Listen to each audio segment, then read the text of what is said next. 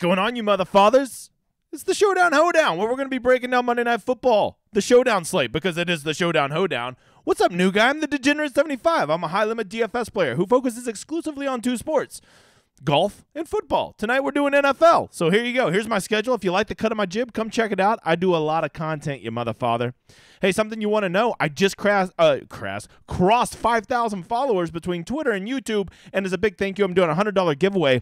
If you want more names in the drawing, simply just go leave any comment on this video. You leave any comment on this video, you get in there Saturday night for the Final Thoughts video. I'll be doing the drawing, so get in there and win $100. Or if you want, I'll even do a $200 single entry with you if you'd rather do that, and we'll just split it 50-50. Your call, brother. All right, let's get to the content here. It all starts with contest selection, man. I talk about this every Monday, every Thursday, every Saturday. If you get tired of it, I don't give a shit. It's so important, okay? I'm trying to help you quit blowing money and have fun with DFS. And, you know, if you do things right in the long term, you might even win. I don't promise that shit because DFS be hard, brother.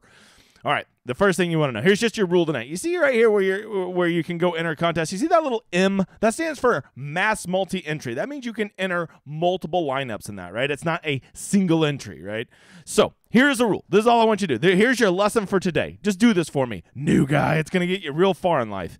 Anytime you see this little M right there, you only play in that tournament, that contest, if you're going to max it. Deal? Is that a deal? So let's go look at the main one right here, right? The big $500,000 one. Of course, it's a mass multi-entry.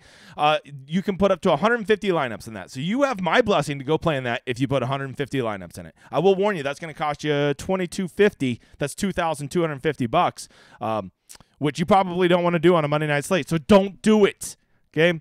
All right, here you go. This $33, right? You can put 150 in it. You got your $100 you're willing to gamble tonight. You're like, but I want to go throw 3 lineups in that so I can win $50,000. You're not going to win $50,000, okay? Because there's going to be people that have 50 times the leverage on you that are probably smarter than you that are doing this. So don't do it. If you want to put your $100 in tonight, just go look right here. Just go play right here in this $100 single entry. See how there's no M next to either of these $100 single entries?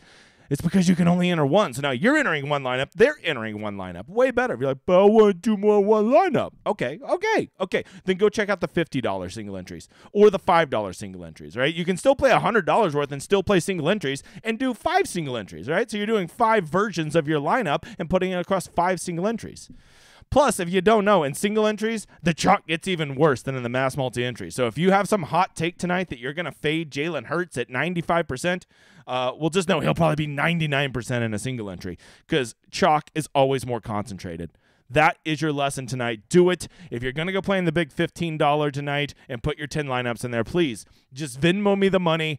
I will personally send you one kick in the nuts via FedEx. No problem. No questions asked.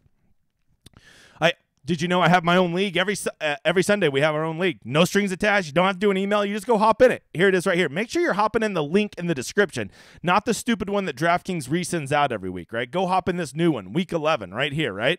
So get in that. Here's our winner from last week. Jay Sizzle won. Free Millionaire Maker ticket with me this week, this Sunday. So, Jay, reach out to your man. Let's get that made. Let's go win $500,000 a piece. Hey, while you're here, we're well on our way to 2,000 subscribers. Help the man get there. Drop a like and a sub. Let's get to it tonight. If you don't know, this is Run the Sims. I think it's the best tool-assisted site out there for NFL football and definitely for Showdown.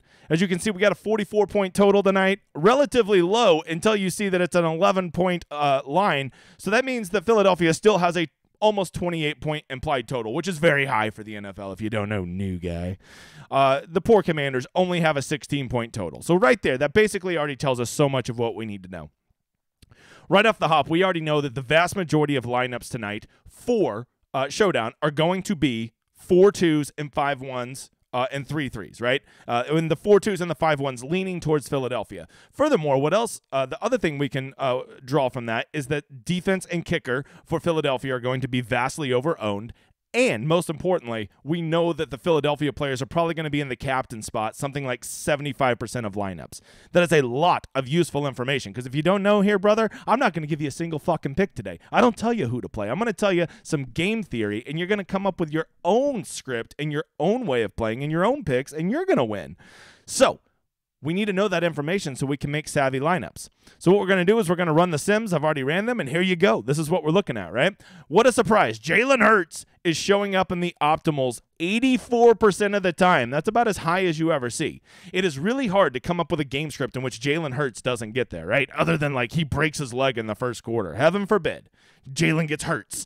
So what we need to do is we need to think about how can we use Jalen Hurts, right? I don't think it's a real savvy move to completely fade Jalen Hurts tonight, especially if you're making more than one lineup. I think you're going to want to play some Jalen Hurts. So what you do is you play him in a way that other people aren't playing him, right? Or maybe I should say a way that fewer people are playing him. Because it's all about the scripts. If you don't know, that's my big contribution to PGA DFS. It's about the scripts. It's about playing scripts that make sense and not just playing 6 random pieces together, right? Pick your six guys in your lineup and have it tell a story that makes sense, okay? Which, by the way, before I forget, let me just go ahead and shout out my dude real quick. Won $40,000 last night. My dude Justin. He said, "Man, I wouldn't have done it if it wasn't for like following a script." He's like, "I had a script, I went with it, and as you can see, he won $40,000, or basically the average household income in America in like 2022. So pretty incredible. Big shout out to him." Okay, so here's what you need to do. You need to think, all right, if I'm going to play Jalen Hurts, how are some ways that I get different? Well, I can go ahead and tell you that the most common thing that people are going to do is play Jalen Hurts, probably with 1 or 2 pass catchers, most frequently A.J. Brown, and then they're probably going to play the kicker and the defense. That's Jake Elliott and the Eagles defense, and then probably just run 1 or 2 cheap run backs from Washington, right? That's going to be the most common build. So you need to think, well, how do I get different? Well, first of all, ask yourself this question. What kind of game do you think this is going to be? If you think that maybe Washington is going to, keep it competitive, maybe they can make this a bit of a slog, control the clock. It's not like Philadelphia plays super fast. They're just efficient on offense, right? So maybe you come up with a script that it's going to be a 13-10 game. Philadelphia still wins, but Washington is going to slow it down, make it sloggy, and stay in it till the end. And in a script like that, well, then guys like Antonio Gibson start to become very, very viable, right? A guy like Curtis Samuel, who gets a lot of short ADOT, that's average depth of target, starts to become very viable, right? Dallas Goedert starts to become really appealing in a stack like that, right? Whereas if you want to go play the Philly blowout, which almost everybody's going to play, you probably are going to want to play Jalen Hurts, A.J. Brown, Devontae Smith, people like that, Eagles defense. Those all make sense in a Philly blowout, right? You definitely wouldn't want to be playing Antonio Gibson in a Philly blowout. He's just not going to get there, right? You definitely don't want to be playing Brian Robinson in a Philly blowout or Washington's defense in a Philly blowout. Maybe you think it's going to be a high-scoring game, 28-24. The Eagles win, but Washington actually has a functional offense and they move the ball, which don't forget, the Eagles have one of the top defenses in the NFL. So that is a scary proposition and not a likely one. And let's face it, Taylor Heineke is not the world's best quarterback, but it's your fucking script. And I'll tell you this, that's a script that not many people are going to have. So in that script, maybe you go run Taylor Heineke with 2 of his pass catchers, which right there, that's already going to have you way different than everybody else.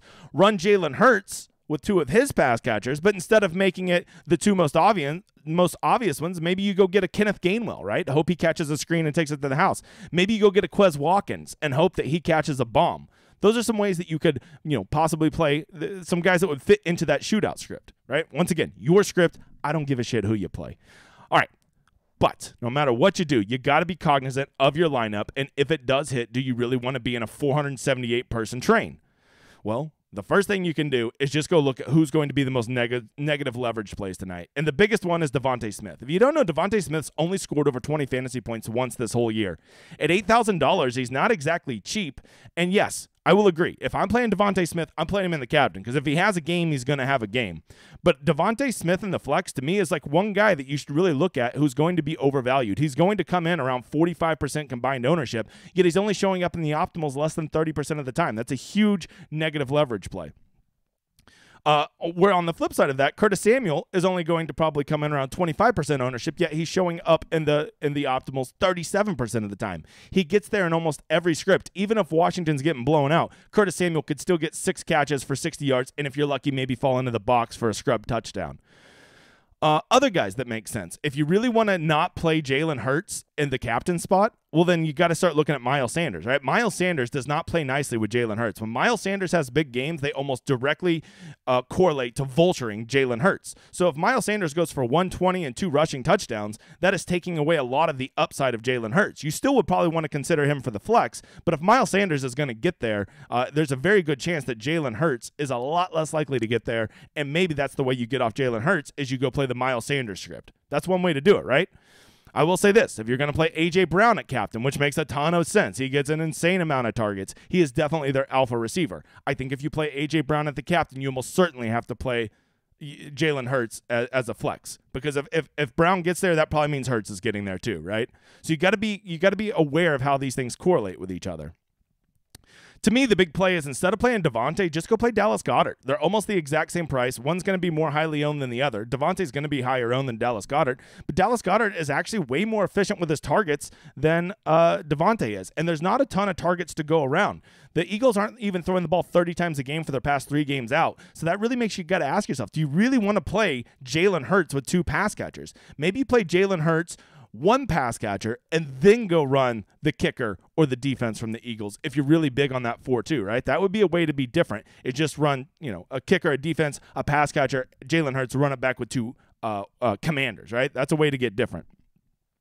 I will say the biggest negative leverage play on the slate is Jake Elliott from Philadelphia. There is a chance where Philadelphia Eagles are so efficient that maybe he only gets 4 extra points tonight.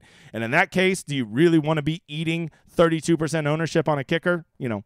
Typically speaking, is not the best move. Another one to consider, the Eagles defense is going to be 6,400, which is super expensive for a defense. It seems like a great matchup, but I just want you to take note of this. Every time you think you know what the NFL is and this team is definitely this and this team is definitely this, ask yourself how often are you wrong? Pretty frequently, right? So maybe the Eagles defense is just a great fade tonight, and you could block out 32% of the field if they get 3 points tonight or 4 points. So hell, even if they get 5 points at 6,400, that is a horrific game. So that's something to consider there. Last thing we want to look at, we've looked at slates, we've looked at the top end players, we've talked captains, we've talked roster build. The last one we need to consider is punts.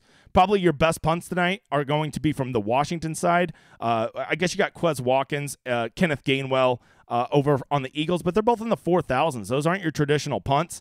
Maybe you could play that Philadelphia is going to blow them out, or maybe Boston Scott gets a couple goal line carries. He could be a viable one for the Eagles. If you're playing the Eagles blowout narrative and you need a cheap punt from them. But from the Commanders, which I've probably called the Redskins twice already because I'm born in the 80s. I'm a child of the 80s. You got to be looking as your punts. Logan Thomas, very viable. The simulator loves Cam Sims. It'll probably depend on what role Johan Dotson's playing tonight. I think people are going to want to play him, but at 5,000, to me, that sounds like a pretty big risk to me. And then, of course, no one's going to be playing Washington's defense, and I don't know how good of a play they are against a team that doesn't pass a lot, but all it takes is 1 block punt, 1 kick return, 1 pick six, all of a sudden it's there, and you have a very highly leveraged part of this game. Especially if you're going with that 13-10, Philadelphia wins, but it's an ugly type game, 17-13. Washington defense is probably part of the optimal in that case. So not a lot of great punts tonight. Really, the way you're going to separate yourself is how you get different with your roster construction. Really consider some 4-2 Washington builds. Maybe even a 5-1 if you're feeling really gross. And then just run it back with Jalen Hurts. Jalen Hurts has such elite upside with his legs. He could be the only Eagle that gets there tonight. Okay? And then more than that, if you're going to run 4-2s, really, or even 3-3s, try putting a commander in the captain and not always an Eagle. That is a way that you can get different. Okay, when you play Jalen Hurts, ask yourself, do I really want to stack him with 2 pass catchers? Because there is a path to where he gets there with just 1 pass catcher. Matter of fact, I would say that's my preferred build. But once again, it's your lineup. You do what you want. I'm just giving you some ways to think about it. I hope that's what we've done here.